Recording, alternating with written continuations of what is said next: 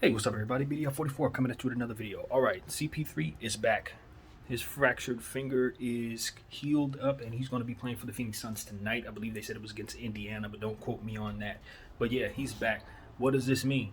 Well, it means that the best team in basketball has their point guard back. That's what it means.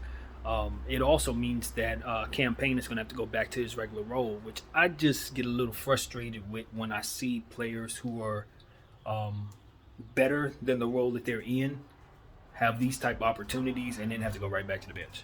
You know, it gets frustrating to watch. I know it's obviously more frustrating for them. But I think at the end of the day, Campaign signed up for this. And he's going to probably put himself in a position to win the West because of it. Again. So, you know, it's the sacrifice you make when you want to be a part of something that's special. And I think that he's one of those guys, like many players who've been good enough to do more, but have decided to kind of just go along and take on a role that would allow them to have a very deep team around them. And I think he's one of those guys who's made that decision.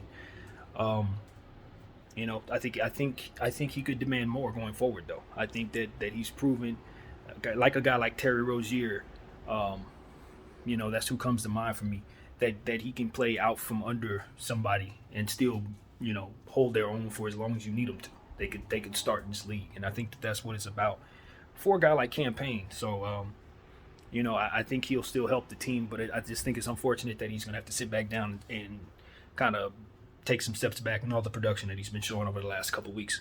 So that's what comes to mind as well. I think about the Golden State Warriors and how Steph isn't back, and you know how they're having issues, and that's their main competition. I think, of course, you got to mention the Memphis Grizzlies as well, of whom also come to mind when I think about Phoenix, because they haven't had as many injury issues. Well, I guess they have. Now you think about it, Ja's out right now. Brooks just got back. So, yeah, they've had their own adjustments to make as well. But I think that just speaks to how the West has kind of gone, with most teams kind of being in disarray. Some surprises, obviously, that kind of thing. So, you know, I think Phoenix is still the best team in basketball right now. I don't think I've seen anything from anybody else that makes me feel like they're a bit better than them. And I think getting Chris Paul back is going to be a situation where, as I always say, once you got a player coming back into your rotation, it's going to take maybe a game and a half, maybe 2 games, for everybody to adjust to that player coming back and them getting back into their old roles. So I wouldn't be surprised if Phoenix, you know, has some issues in their very next game tonight, and maybe the next game after that, just for those same reasons. But all in all, it's still Phoenix, so they probably will win.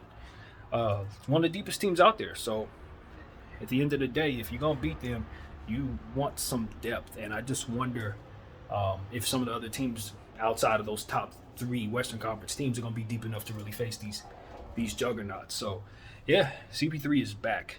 And I know he's going to continue doing what it is that he does. He's playing at a high level, as always. And, you know, he's just one of the greatest point guard of his generation, if not the greatest point guard of his generation. And it's time for him to win a ring. It's just time, you know. So if he's going to win it, I think this is as good a year as any.